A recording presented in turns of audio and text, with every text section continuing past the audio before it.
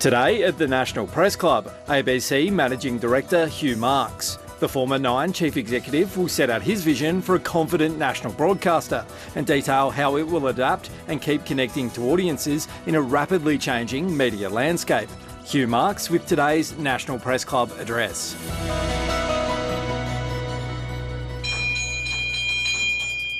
Hello and welcome to the National Press Club of Australia on Ngunnawal Country for today's Westpac address. My name is Jane Norman. I'm the National Affairs Correspondent for the ABC and a Director here at the club.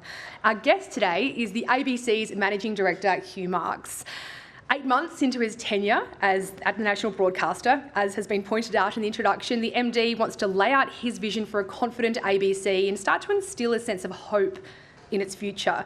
Hugh Marks has plenty of experience as a media executive, 5 years as a CEO of Nine, where he managed to pull off the broadcaster's merger with Fairfax. As has been pointed out previously, he's no longer answerable to corporate shareholders, but the ABC sort of has its own version. The millions of viewers and many staff who feel a strong sense of ownership over the organisation. Now you can join the conversation on Twitter. Our handle is @PressClubAust. Our hashtag is NPC. Please welcome today's guest, Hugh Marks.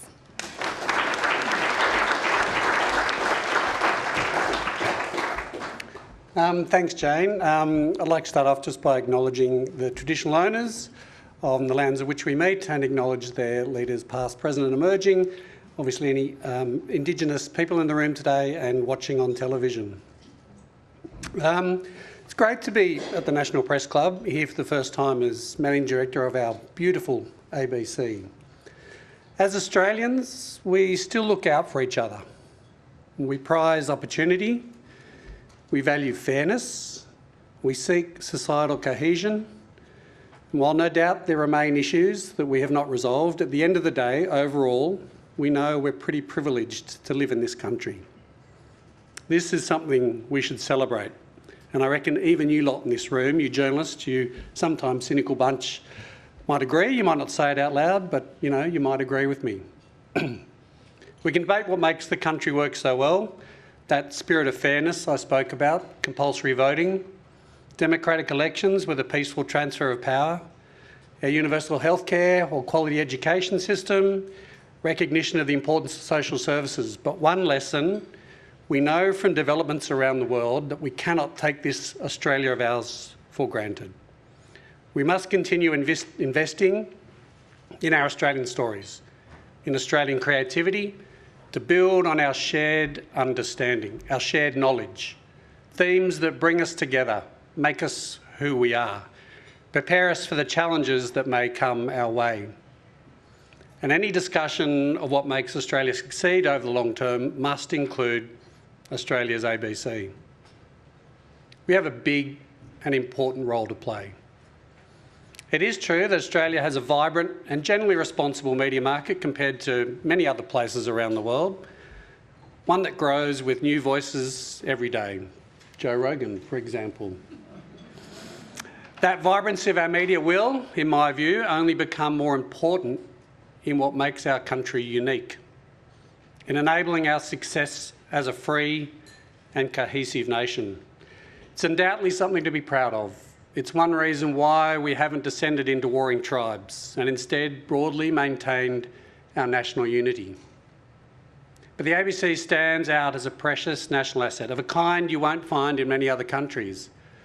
We're not beholden to political patronage or commercial investment or those lovely touchy advertisers, and we are free for everyone.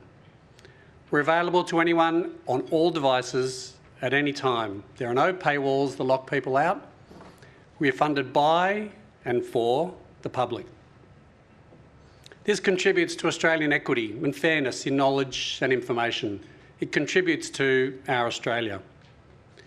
The ABC is a place a lot of people come to every day. Many others engage with regularly. Some engage only when they really need it, and some maybe when they have to. But we are there. Always on, always available. We are the nation's town square where everyone has a place and every Australian must matter. Which is why, as a nation, we must never fail to believe in and invest in the ABC. We know there's a lot of competition for attention today, almost unlimited content from established and emerging sources, plus almost limitless options for influencing or selling to citizens. So where does the ABC sit in this evolving mix of voices and options? We exist to provide the public with the stories through which we can understand ourselves better as a people and as a nation. We exist to inform, entertain and educate for the public good. Ultimately, we're here to preserve and promote Australian knowledge and protect and promote our national identity. Now, I've been in this role for 8 months and I can tell you this home of Australian information, ideas and creativity is looking ahead with confidence and with ambition. Next year, we'll have a range of new content. We announced the slate tomorrow. It's very exciting. We're going to have 60 primetime premium television series, up from 43 in 2025. A slate of new podcasts and on-demand audio to further complement our radio services. New and of-the-moment news formats that will contribute even further to this goal of shared knowledge and shared stories. And we're really excited to be able to present it. It's an exciting time to be at the ABC. We are increasing our content and the services that we provide for the benefit of Australians. Now, are we more or less relevant today? Everyone has their opinion about how well the ABC is performing. Fair enough. Some are running a narrative decline and irrelevance. Let me tell you, they could not be more wrong. Let's look at the data. It's important. Start with news. In the early 2000s, the 7pm news had 1.1 million Metro viewers, while today the number is more like 550, 600,000. Sounds like decline, but it's not representative of how audiences consume news today. Take that Metro news number, the 550, 600,000, then you've got to add 10% for people watching on News Channel at 7pm, the National Bulletin. Add another 10% for people consuming the news on iView.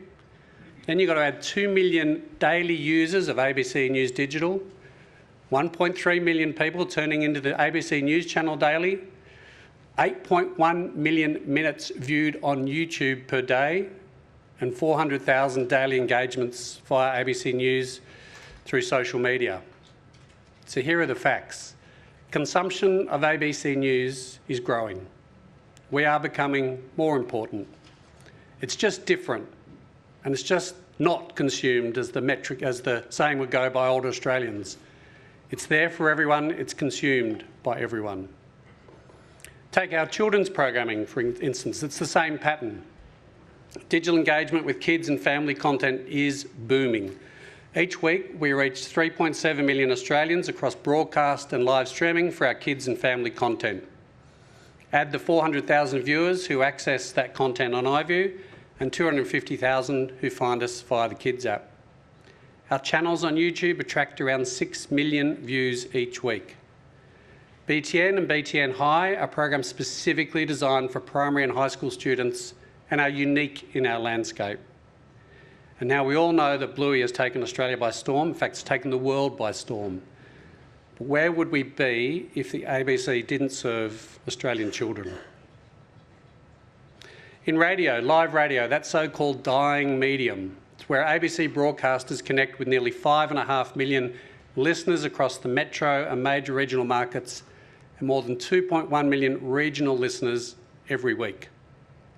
We are by far the #1 streaming network across the 5 major city markets, with nearly 1.5 metro listeners consuming via streaming each week. And for those that say Radio National's audience isn't big enough, I hear it a lot, let's remember that the audience on radio is but one part. The network contributes significantly to our on-demand audio offering, with many programs getting more audience on demand than they do on radio. Now we have podcasts. Put your hands up in the room if you host a podcast. I'm sure a few of the journos do here. Yes, there you go, a few hands go up. 3 of Australians' top 10 podcasts are made by the ABC, 50 of the top 300, reaching more than 2.8 million listeners in September alone, 2.9 million in October. Let's talk about Australian drama. It contributes to our ability to understand our society, the challenges we face, the sense of each other and how we coalesce. And here is where the shift in audience behaviour is the greatest. Yes, Australian dramas regularly achieved audiences in the millions on the ABC of old. But let's not forget that Fisk, starring the wonderfully talented Kitty Flanagan, has attracted, as of today, an average audience of more than 3 million viewers per episode, sustained over 3 seasons. Over time, that number's likely to end up around 4 million. Now just remember, that's a number equivalent to the respective football grand finals. Overnight ratings matter, but they're absolutely not even close to the correct measure of performance for the ABC of today. Performance must be measured on total audience engagement across all platforms and must be measured by our impact on society over time. And here's the thing, parts of old media are indeed challenged. You can't expect to monetise a daytime movie of the sort I personally used to watch growing up instead of doing my HSC study. But premium storytelling, in all its forms, is growing in its engagement. It's more relevant today than it's ever been. It can be more impactful in informing national discussions than ever before. In fact, our programs do better than any major streamer. Underinvesting in it is at the nation's peril. We risk losing our sense of self as Australians and would fail to invest in our national cohesion. The ABC adds value and makes an impact as the national broadcaster when we craft those narratives that inform Australians about their society, our institutions and the issues that matter. We inform and therefore equip Australians to deal with the circumstances of their daily lives and the events facing them and their communities.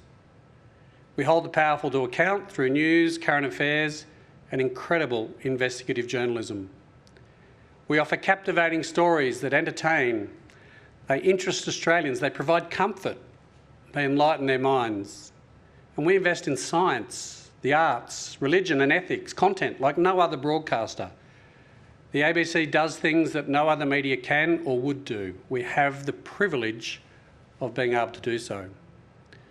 During natural emergencies, Australians turn to the ABC because the ABC saves lives. It's there for its communities. More extreme weather events make our role even more important. In 2024-25, the ABC responded to 316 fire events and 242 severe weather events. With Cyclone Alfred, communication disruptions left many relying on battery-powered radios for those vital updates from ABC Radio. We bring the outback and rural Australia to the broader and mainly urban Australia with love programs like Muster Dogs, Backroads, my favourite, Landline, my father's favourite. No other media company does this at scale. The ABC joins Australians in celebration. Last year, ABC's New Year's Eve broadcast reached 5 million viewers, Australians sharing the celebrations via the ABC.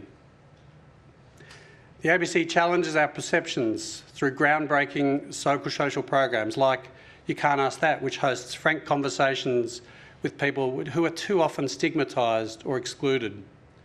This program has now delivered 7 seasons across 12 countries in 9 different languages. Or The Assembly, that has provided many of my favourite interviews this year as high-profile Australians are forced to deal with not David Spears or Jane Norman, but a different kind of interviewer, one that makes them really feel. We champion Indigenous storytelling, including groundbreaking programs like Deep Time and the recent Endgame with Tony Armstrong, which tackled racism in sport. Our impact can be felt through the companionship and enrichment of ABC Radio. It's where guests and listeners get to talk to us and get to hear each other as well. It's home to some of the most thoughtful, delightful, valuable conversations you'll find anywhere on earth. It's a unique treasure. Our support of Australian music is vital. More than 50% of the content on Triple J, ABC Classic, ABC Jazz is Australian, compared to an industry standard which maybe struggles to get to the bare teens. Our impact doesn't stop at home. In our neighbourhood, the ABC is the most trusted international media in Fiji, PNG, Samoa, Solomon Islands, Tonga and Vanuatu.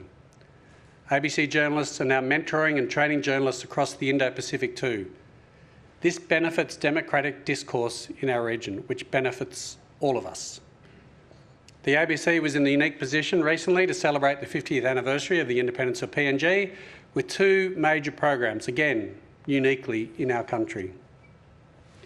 In journalism, impact means breaking stories. We inform Australians every day and everywhere about the local, state and national stories of the day, about the choices we face as people in a changing world, about the things that impact them, particularly in regional markets where the economic realities of the audience shift to digital consumption means that our role is more important than ever in those communities. It is a huge responsibility. The ABC takes no editorial stand other than our charter-directed commitments to the rule of law, freedom of speech and religion, parliamentary democracy and non-discrimination. And when we talk about journalistic impartiality, we aren't talking about passivity. Impartiality isn't seeking false balance, where every idea, no matter how weak, is presented as equal.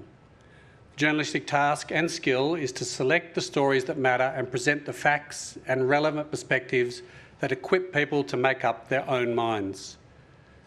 When it comes to journalism, take a recent classic example of our journalistic value to the nation.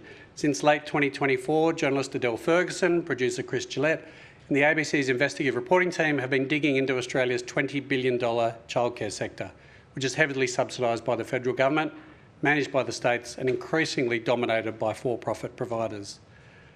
The shocking scale of abuse and neglect of children and babies they and other ABC News reporters uncovered has laid bare a sector in crisis. The ABC's sustained and intense scrutiny of the sector has now resulted in state and federal governments and providers enacting immediate reforms. Several inquiries, resignations of key childhood figures and renewed calls for a Royal Commission and other changes, all aimed at keeping children safe. ABC investigative journalism revealing major issues in a key industry the public relies on is the ABC at its best. Now, what does this all mean for what we do?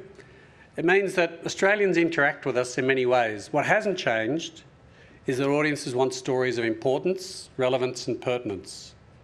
And it's more important than ever that we fulfil that mission with excellence, with dedication and with the responsibility inherent in our publicly funded model. Our mission is to produce more of this great content and use the platforms we have at our disposal to bring more of those stories to more Australians every day.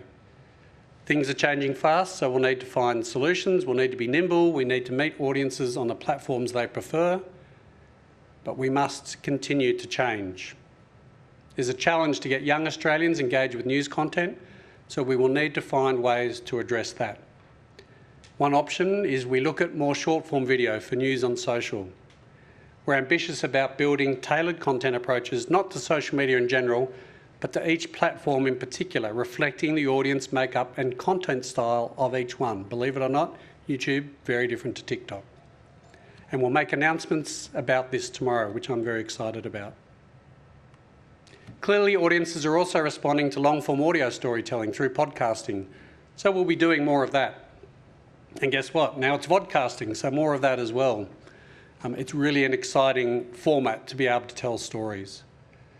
We must have a large digital publishing presence, and we must have an expanded on-demand platform for TV and for audio. But above all, it's that story-making skill, the ability to craft narratives of insight and power. That is what will matter more than ever. The story matters, the platform distributes it. We've sent that message out to program makers, calling for ambition and boldness. My job is to help them deliver that. We want to make powerful, beautiful television, audio and news content. We want great storytelling, whether that's drama, true crime, docos, history or science. Things that demand talent and effort and design and take time. All these things have to come together to captivate audiences. We must compete on excellence with the global market.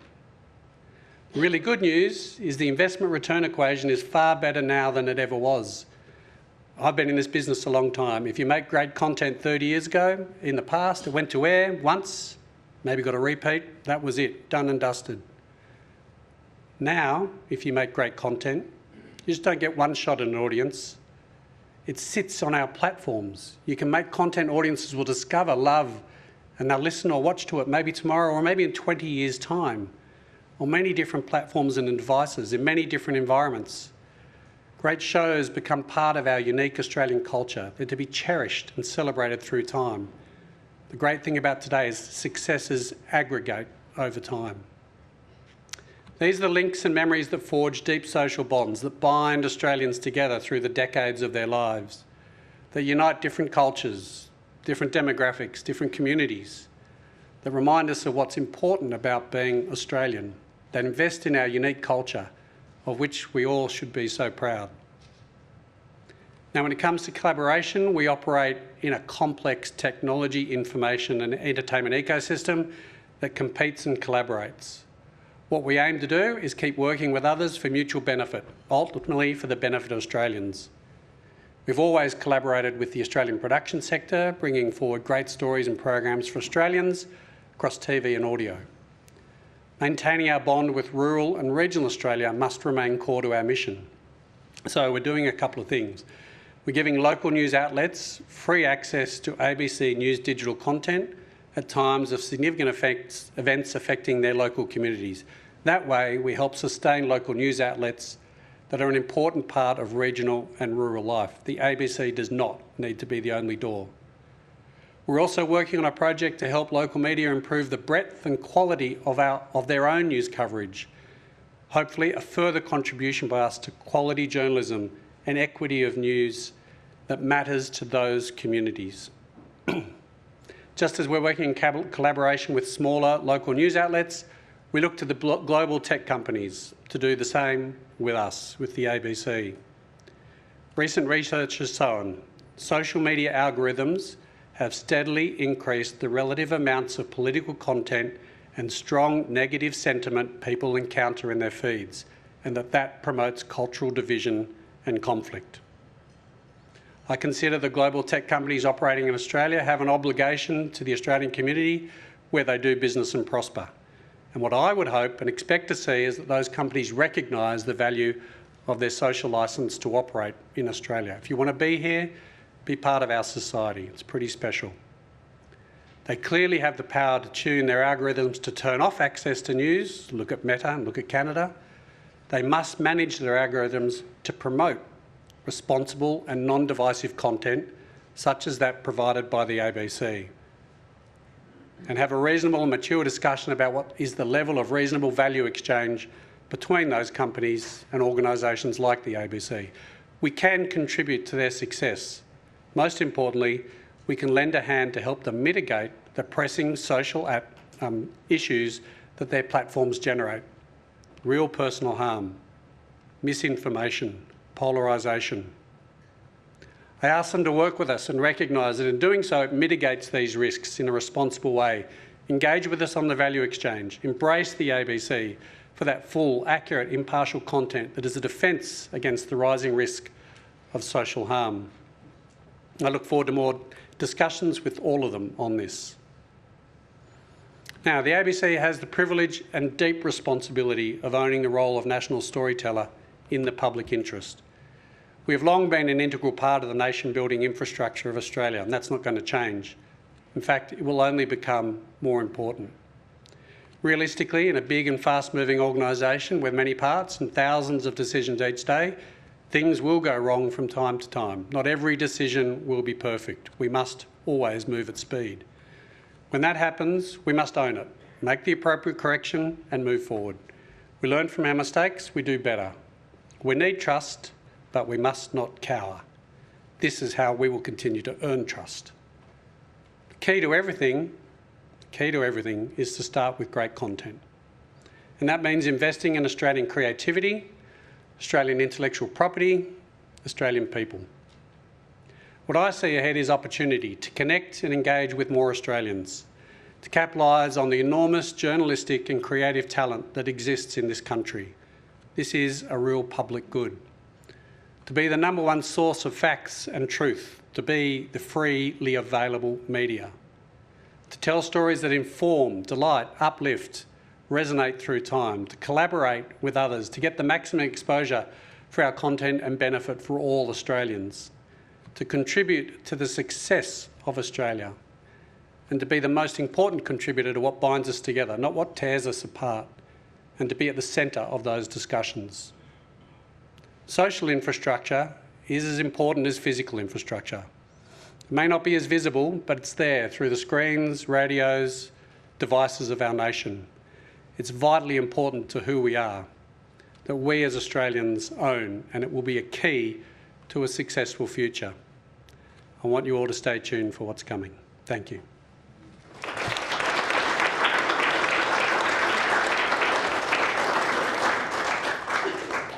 Hugh, thank you for your address today. There are lots of interesting elements that our journalists here, I'm sure, will be asking you about. But I wanted to ask you a question about another public broadcaster that's going through a very tumultuous period, and that is the BBC.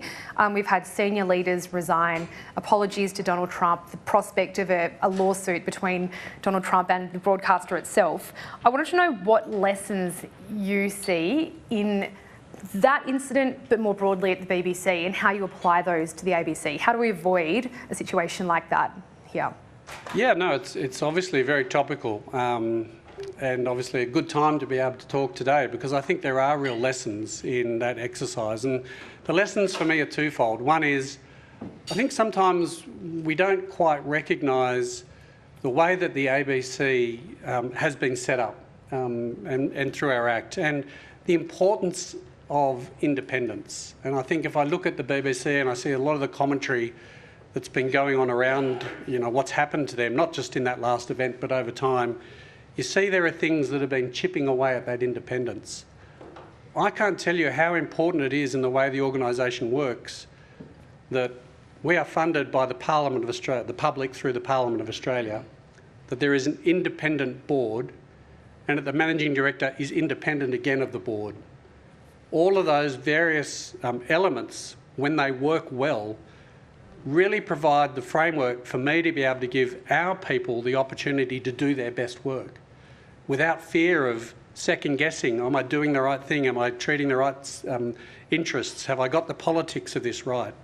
To be able to stick to accuracy and impartiality. Like, it's so important that everybody's not second guessing themselves and thinking, I've got to tick this off or tick that off. Stick to the journalism, the storytelling.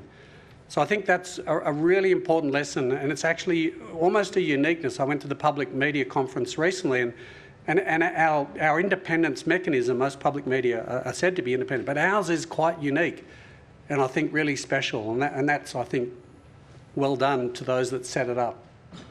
I think the second thing, and I spoke about this a bit in the speech, is we have to not cower, but we can't be defensive. When we make a mistake, own it. It's not hard. People accept this is a fast-moving world. People expect journalism operates on a very fast cycle. People are under pressure to file and get stories up, and that's what the public needs, because they need to be informed. So sometimes mistakes happen. So when mistakes happen, we acknowledge them, we own them, we make the correction, we move on. We don't defend at all costs. With the responsibility of that, that independence brings huge responsibility, and the counterbalance to that is an acknowledgement that when we get it wrong, we must own it and move on. And you've been at the ABC now for 8 months. Are you satisfied that those processes are up to scratch, that the ABC doesn't counter but then does actually correct the record when we get it wrong? Yeah, no, I've spoken about this quite a bit. I did find when I arrived at the ABC, there was a defence mindset, a defensive mindset that existed in the organisation, which was been established, and these things happen over decades, right? They just eke up and eke up. It's like the boiling frog principle. And the organisation, had a fearfulness of external force. And I think that fearfulness drives a counterproductive behaviour, which is we must at all times react to that. I think we've had great discussions since I've been at the ABC, and we've really got our heads around the importance of owning mistakes quickly. And will we get it right all the time? I'm sure we won't. I'm sure there's still lessons to learn, but I think we're much better at it now. And I see that in a lot of the actions that we've taken over the last few months. And I know the whole team, my team in particular, has bought into that and the importance of that as a concept, that with the massive responsibility comes the responsibility to own mistakes. All right, our first question is Tess Economy from AAP. Thank you very much for your time today. I just wanted to pick up on what you just said about when you arrived, you found fear, and that was due to external pressures over years. I appreciate what you just said about owning mistakes, but what steps will management take, or how will management support their staff to be able to be confident and ambitious in their work? No, thank you. It's the essence of everything, right? Given the opportunity, journalists can do great work. So it's really important I provide that environment for that to happen. And I think that fearfulness thing, it's a hard thing to put exactly on how that happened or when it happened or what were the elements that drive. I think it was, and sometimes it's perceived rather than real. So I think it just comes with the really important thing is stick to the story. What's the story about? Did we get it right? Did we get it wrong? What elements did we get right or wrong? What was the research? What were the sources?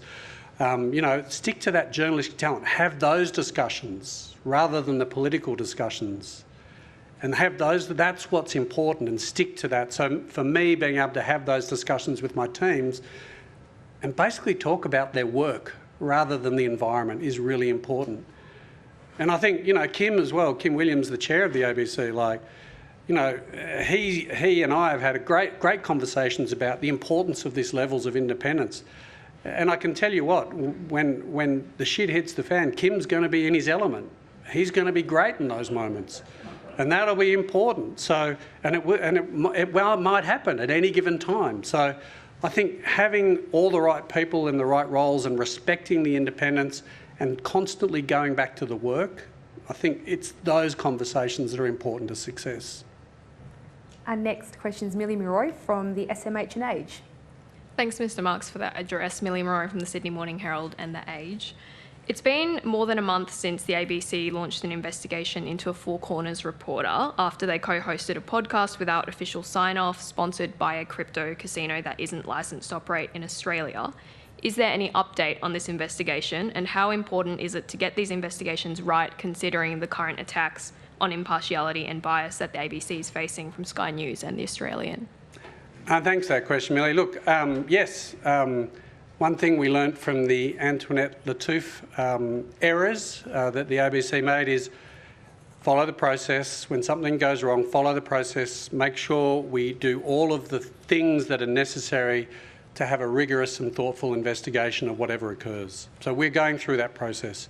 That process involves a number of different elements, including obviously respect for the individuals concerned, to make sure that we dot every I and cross every T.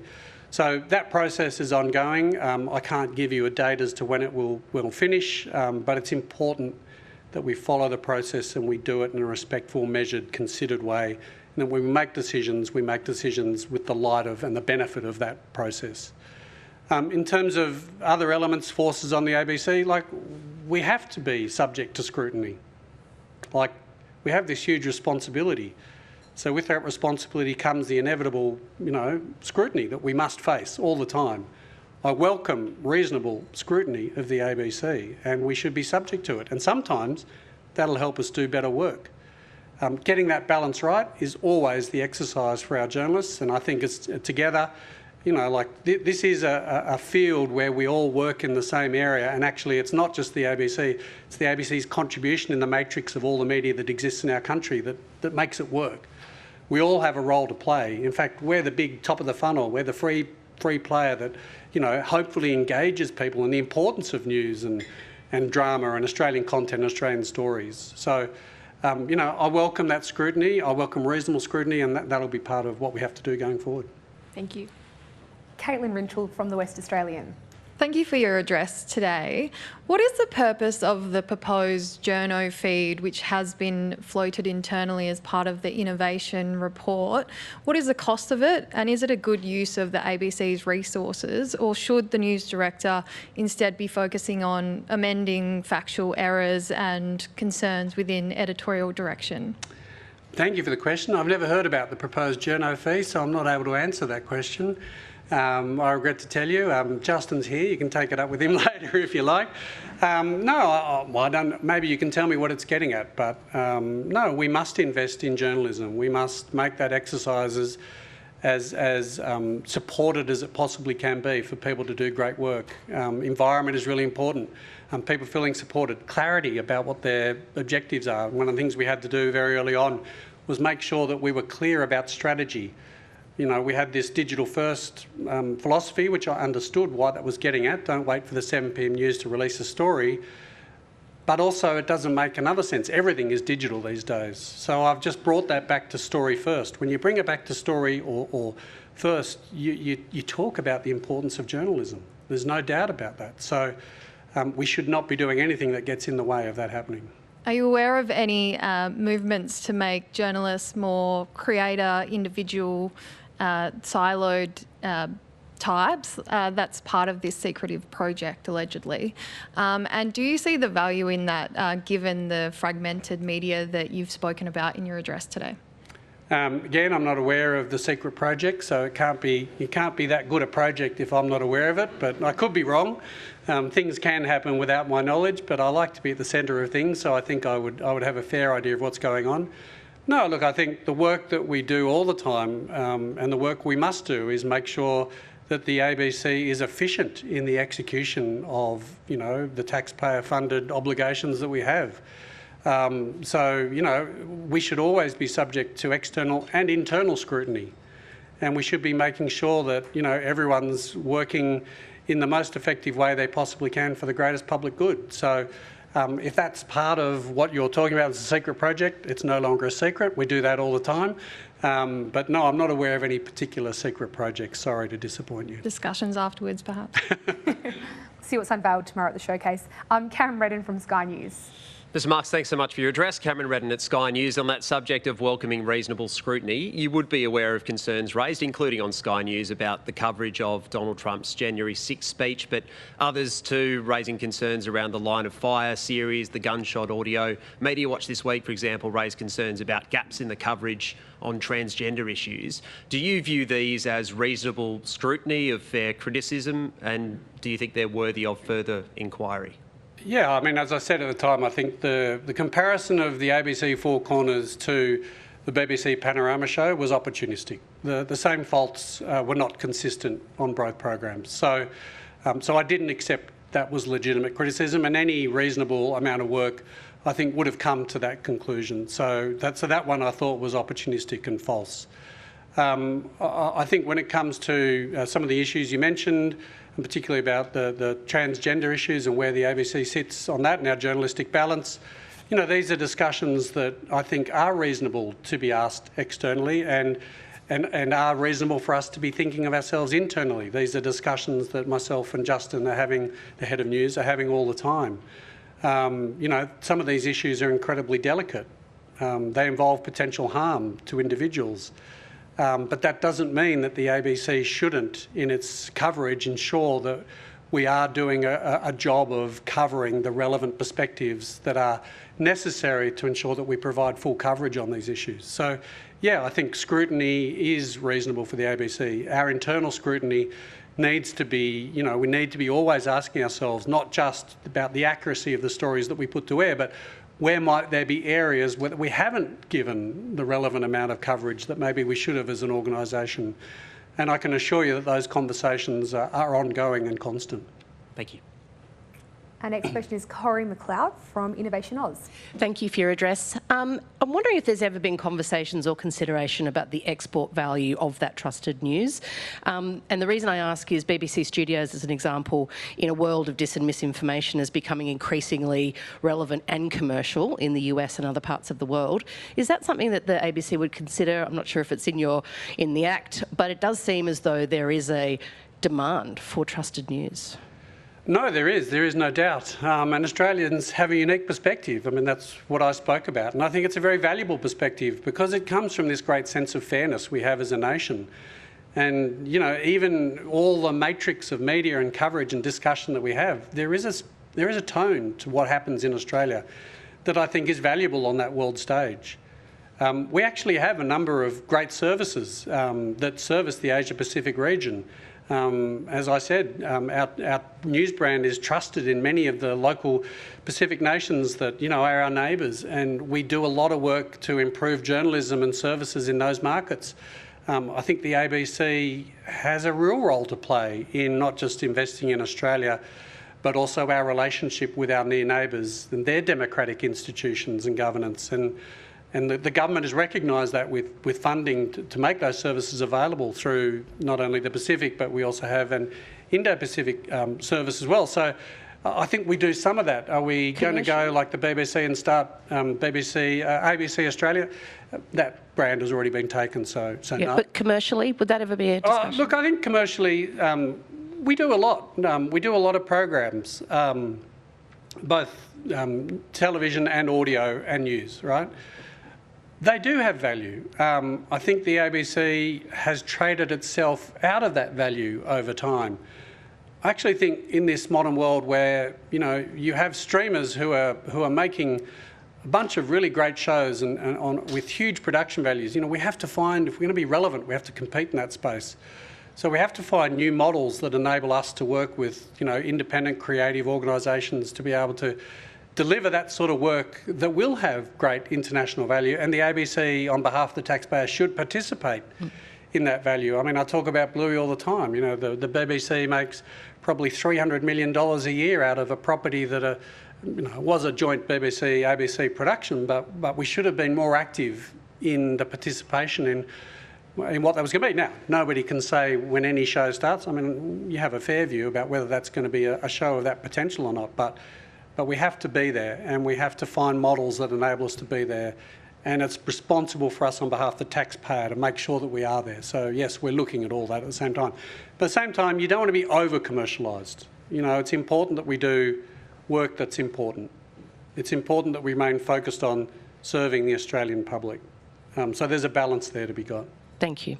As someone from a commercial background, does the Bluey ownership model, the rights now, is that a source of deep frustration for you, knowing how many millions and hundreds of millions of dollars that we're missing out on? Like, wasn't it the most streamed show in the United States recently? You kind of look at that and think, how much money could we be making? It's the biggest show in America. A show about a little Aussie, blue heeler made out of Brisbane. In minutes viewed, the biggest show in America, which is incredible. And it's probably the biggest show around the world. So yeah, it's a lost opportunity, but again, it's happened. Here is where we are. Let's not make the same mistake again. We have the potential to look at different models so that we don't lose those opportunities, and it's important for the taxpayer that we do find them when we can. Okay. Jack Quayle from The Australian. Jack Quayle from The Australian. Thank you very much for your address, Mr Marks. As Managing Director, you also serve as Editor-in-Chief of the National Broadcaster. And in that capacity, I'm wondering if you can nominate any areas that you think are particularly underserved or need improvement in the ABC's coverage.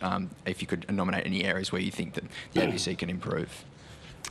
Yeah, look, it's something we talk about all the time, and I won't go to specifics, but I'll talk about one that I've been speaking about and at length, and to the extent that everybody, rolls their eyes at me when I say it again. But I do feel like, there's a lot happening in the world. There's a lot of bad things happening in the world. There's a lot of pressures in the world. There's a lot of change. I do find that we need to balance that sometimes with the positivity of things that happen in our country. The human stories that we can capture, around our whole unique country. I want to see more of those human stories. I want to see more parts of Australia on the ABC. I want to see those human interest stories more and more. We do many great programs that do it, but I think that is something that we can do more of in general our coverage. I think the other thing that we've got to do more, and again, this is something that we've been speaking about, and I guess the departure of Q&A has sort of, risen this as both a challenge and an opportunity, is sometimes I think, obviously the ABC, we're factual accuracy, impartiality, objective perspectives, these are all the important things. But sometimes maybe we need to, we do it well on audio, but maybe we also need to do it on television, provide program formats that enable, different relevant perspectives to meet in a more of a town hall format, a town hall style, rather than our journalists having to present, balance in different relevant perspectives. So I do feel that we need to embrace that town hall notion a bit more and have program formats that enable that. So we are bringing, what are the relevant perspectives to Australians to them in a way that's engaging and impactful And so those are two areas that I think, yes, we're constantly talking about and working on at the moment. Thanks very much. Is the ABC looking to commission any new TV town hall style shows, like anything tomorrow or into the near future? Yeah, I mean, we have insiders. David Spears in the room. I mean, that's already a great version of that, and David does a fantastic job with, you know, the regular guests from time to time. So that's a great example. We have many forums and town halls and things that exist on our audio services. Radio National did some great ones recently. There was one about energy, there was one in Dubbo. They're actually fantastic when you hear about them, because when people are forced to actually try and come together, they actually try and come together for an outcome. They actually try and come together for an objective. And this is where Australia is a unique kind of country. And I was going to riff off and then into why Big Brother's different in Australia than other markets, but I won't, because it's partly relevant. Welcome to. I know. Well, it is interesting. Like in America, in shows like that, people go to conflict. In Australia, in shows like that, people come to common friendship. And I can't describe that in any other way, and that's just the natural way that our nation goes. And I think that's the wonderful thing about Australia.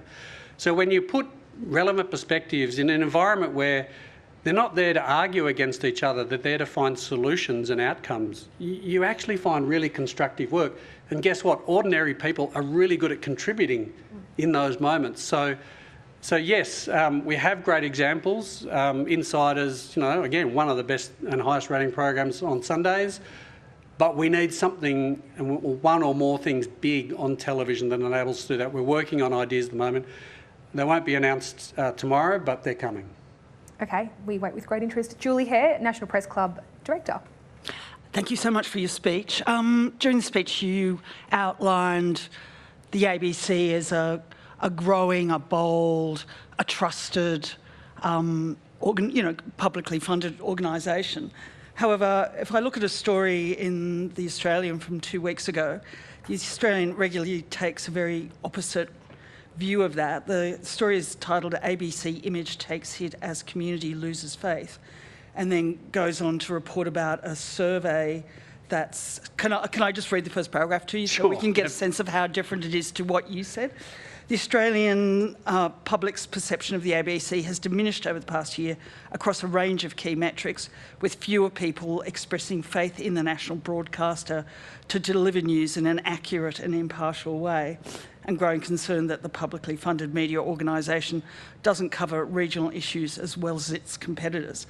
That stands in direct opposition to what you just told us now. How do you reconcile the narratives that are thrown at the ABC by organisations such as The Australian and Sky After Dark? Well, the lovely thing I think about that is actually they want us to be what we want to be. We want to be trusted. In fact, our trust scores have come up again. We want to be valued. Our valued scores have come up. We want to have impact. You know, we can do more to have real journalistic impact.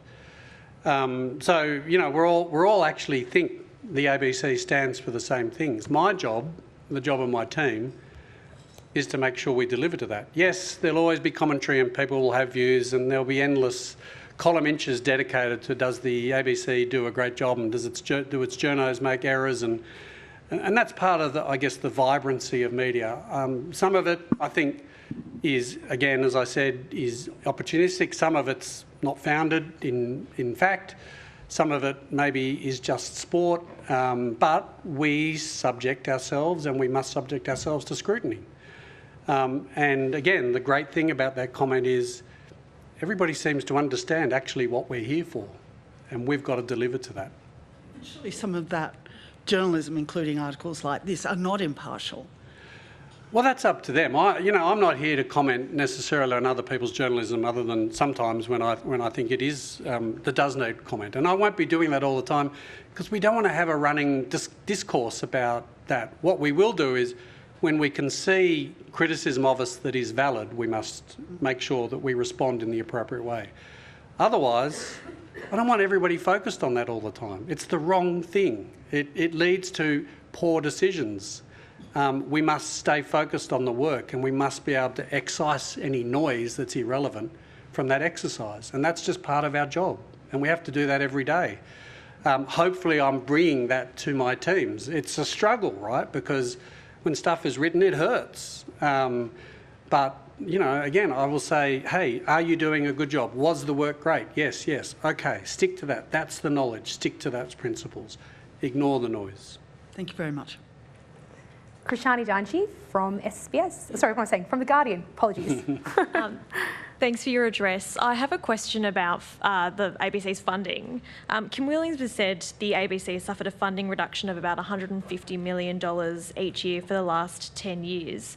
Do you expect the Labor government to do more than just reverse the indexation freeze and provide more funding for the ABC? Yeah, look, I think that's something that the Chair has been in discussions with in government, and I'll leave those discussions to him and government.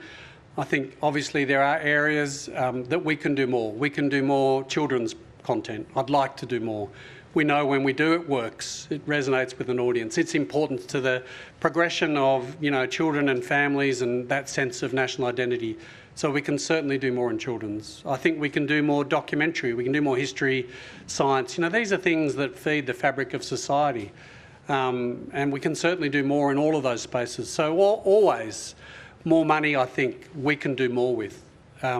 But it's also, I'm also conscious that I need to ensure that I'm constantly looking internally to the organisation to find where there are opportunities to say, you know what, we can deprioritise that exercise and take that spend and put it to a higher purpose.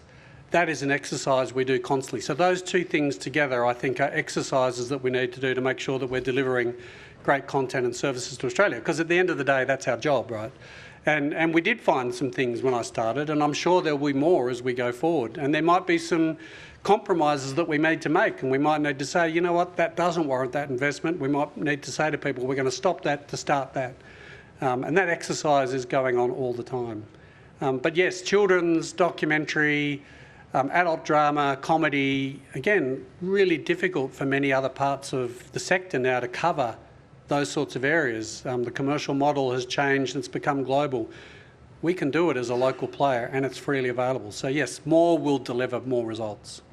Thank you. Melissa Clark from the ABC. Thanks very much for your speech. I'm wondering if you could give us a little more information around the arrangements with local news outlets that the ABC will be sharing emergency content with and the broader scope of that. How can the ABC ensure that what it's doing is enabling and supporting local media outlets and wire services that exist and isn't stifling their opportunities at a time when eyeballs might be coming to their websites in times such as emergencies? Yeah, I think the emergency broadcasting, and again, it's optional for the local players. So the emergency broadcasting is, hey, we have the resources to enable ourselves to do 24-hour coverage when something really critical is happening. So saying to a local player who has a small community, a digital community, whatever it is, that's impacted by whatever that event is, hey, you can access our coverage to service your communities. I think that's just a public service. I think it's incumbent upon us to make sure that we are reaching as many audiences as possible in many ways. Remember, I'm focused on the work, not the distribution. It's the work that is the most value. Other developments, I think, again, this is something that we've been working on a bunch of pilot programs with Deakin University, and we've been doing things with various local media players around the country, just to understand where would the ABC help in a way that maybe doesn't hurt an organisation like AAP, for example, but can help that mix in just buffeting or buttressing that media operators. You know, many of these people, you know, they're solo operators. They do amazing work for their local communities. If they can just get a bit more support from someone like ourselves, they can just provide a fuller service that will enable them to keep that engagement and keep the important work that they do by supporting that with the work we do. We've got to work out the balance of that and make sure the detail of that, and we're talking to university colleagues and we're talking to those local media players to understand how that all works. But I hope we'll be making more announcements about that soon. Mark Tapley, who's in the room, takes a big responsibility in that area, and it's something we're really keen to do a lot more of, because you know what's happened in regional and rural Australia is, you know, the market has become globalised but certainly nationalised. So, you know, you're competing with the SMH if you're in Wagga or Hobart or any of these markets, or or some small like Temora or Kondiala, and it's difficult. The audience goes to the higher production value source, but they still provide really great local stuff. So, we've got to support that in the right way that enables them to have a real engagement with their audiences that can be fuller, and we can support them to do that. The other thing that I think we need to do as the ABC, which we're also working on, is there's actually a lot of great content that happens. A lot of it's on audio. We have, 59, I think, breakfast programs that go around the country every day in different markets. Like, it's an incredible, incredible endeavour. All of those local radio programs, this is outside the metro markets, right? All of them have local news, and it's audio news. It sort of goes to air and it's lost. We need to find a way where we can provide optionality to viewers or audiences in those local markets where maybe they can get a localised ABC service, where maybe we'll use tools, maybe some AI tools or whatever, to take all that local audio news work that happens and turn it into a digital product that exists throughout the day, that local audiences can have the option to engage with a localised version of ABC News Digital. So there's a lot of work going on in that space, recognising the need for us to really support those rural and regional markets that are losing media services every day. Thank you very much. Thanks, Mel. I'm glad you mentioned AI because it was an issue that I wanted to canvass with you. So Southern Cross Media has announced that they're developing what they're calling a proprietary software platform, effectively with AI capabilities to help their journalists gather and prepare radio news bulletins. So these bulletins would still be, they say, fact-checked, edited and read by journalists, but this would help them effectively increase the number of regional bulletins they're outputting. Like, what are the red lines for the ABC here? Would that be a red line? Like, what are the ways in which the ABC is looking to use AI to sort of complement what we're doing? And is that something we'd ever consider? Look, I think AI for us is a tool, and I think it's a tool that enables our humans. I think people should be looking at those tools and understanding how they can help in the work that you do to make that work better, or to achieve more, or to break more stories. I mean, I saw an incredible example recently where someone was able to take a year's worth of council minutes and put it into an AI tool and ask the question, what are the themes that come out over the year? And to get those themes pretty much in 5 minutes of computer work, which would have taken 5 young people a year to do the same exercise. Like, it can be incredible, but that should never replace the human endeavour of what story am I telling and why. And that's why I think focus on the storytelling. So we would never have AI generated news just for the sake of generating content. It must be human originated and it must be human dealt with, but the tools can be a massive asset for the organisation as people. And to a degree, there's this constant debate, will AI cost people's jobs? Well, it won't, but it will change jobs.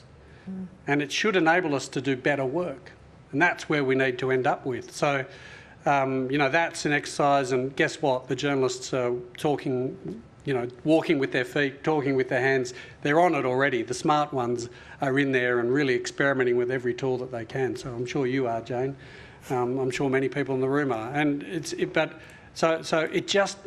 to provide a massive assistance to the output that we should be able to generate. I mean, local councils, with the decline of local media, have escaped a lot of scrutiny. They probably don't feel it, but they have. So the ability to use tools like that to turn the focus back on where a lot of important decisions get made, I think, is a great asset. All right. Our next question. Megan Poore from the Women's Advocate. Sorry. Megan Poore, the Women's Advocate. Managing Director, the ABC Act requires independence, yet the ABC pays ACON, which assesses editorial content. The BBC withdrew from Stonewall in 2021, yet cultural damage persisted. Critics argue this corrodes accountability to Parliament and public trust. Will the ABC Board commission an independent audit now of how the ACON relationship has shaped editorial culture, including coverage of contested areas such as sex and gender, and table that audit to Parliament, or will you follow the BBC and end the relationship with ACON?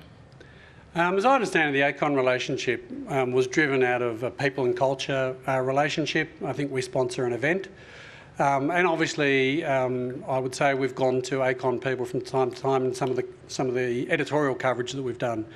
So look, we are, and I think as a management exercise, always assessing the relationships that we have with different organisations, the people that we go to for commentary and expertise, and making sure that at every given stage we live by our principles of accuracy and impartiality, and that will be a constant exercise that we need to do in all categories, including in this one. It's something that, you know, we've spoken about recently, and again, the organisation may well have changed the way it operates over time. So I don't think it'll be subject to a board review, but it's something that we look at as management constantly. The questions about governance and accountability, excuse me. On sex and gender, ACON assesses content, and the ABC systematically sources LGBTQ+ advocacy organisations, ACON, Equality Australia, AusPath, yet excludes women's rights organisations. Again, will you commission that audit and table it to Parliament, or will you withdraw from ACON? Given the ACON relationship is a sponsorship relation for an event, so we will look at that when that comes up for renewal. In terms of the area that you mentioned, yes, I think that is a discussion that myself and the Head of News are having. Is our coverage of the issues in those areas accurate? Have we done enough? Are we light? Have we covered the relevant perspectives? If we feel that we haven't, then that's an examination that we as managers should have all the time, and should be ensuring that we're making the right decisions. So that is a current and constant exercise. Thank you. Thank you. Our final question today is from David Spears from the ABC. Thanks, Jane, and thank you, Hugh, for the address and the shout out for insiders as well. Always looking after you, David. 9 a.m. Sundays, ABC 2. I think you're ratings. You don't have to do that promo in this room, David. Look, you spoke in the speech about how audience trends have changed over the last 20 or so years, from those big broadcast audiences to now accessing on iView, on YouTube, on TikTok, on all sorts of platforms. I'm just wondering, as a leader, how you think about where it's going. What does the future look like 20 years from now, and how do you allocate the right resources? And for those journalists, particularly those a bit younger than me, working out where to focus their energies, their expertise. I mean, we have some terrific journalists like Claudia Long here who do amazing journalism on social media that, you know, makes people like me scratch my head and think, how can you do that? But what should journos be thinking about? What are you thinking about where audiences are going and how to direct resources in the right way? Yeah, well, the lovely thing about that question is, you know, back in the dreaming, storytelling was important. Like, community was forged on stories. 50,000 years from today, stories will still be critical. So people that have the capacity to tell stories, great. People that have the capacity to break stories, if you're news and current affairs, great. What are the stories that you want to tell? And are those stories of relevancy to the Australian population? It's a real skill. It's a skill that I would encourage any young person coming into to focus on first, like the identification of story. Because if you don't do that, you know, TikTok is a different beast to YouTube, is a different beast to Instagram. Like, they all have different story formats, but at the end of the day, it's still story that drives audience engagement. So storytelling, number one.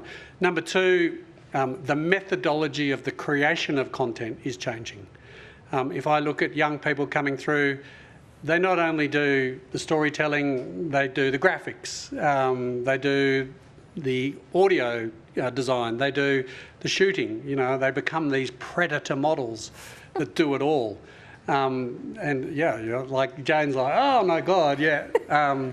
Like, those are interesting skills. When you're looking at these new platforms, you think, oh my God, we were funded to do television and radio. Now we do television, radio and digital. Now we do television, radio, digital and podcasts. Then we do television, radio, digital, podcasts and social.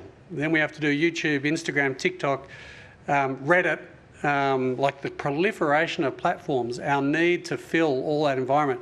Like, we're going to need people that have different capabilities in the way they produce content to be able to do that. So storytelling, production creation, these are two skills, and the young people and the young journalists that we have, and the announcement we'll make tomorrow will talk to that theme of, wow, these are people that can tell and present stories in a different way. Leah Walsh, who does Instagram, our TikTok, I mean, her understanding of how to tell a story in a format that suits TikTok is incredible. Claudia's ability to do that, incredible. Like, so there's a storytelling skill, then there's a platform skill, and there's a production skill. These three things come together, and the young people are there, but I do hope and I do expect that we don't want to lose what is the core skill, which is what is the story and how am I going to tell it.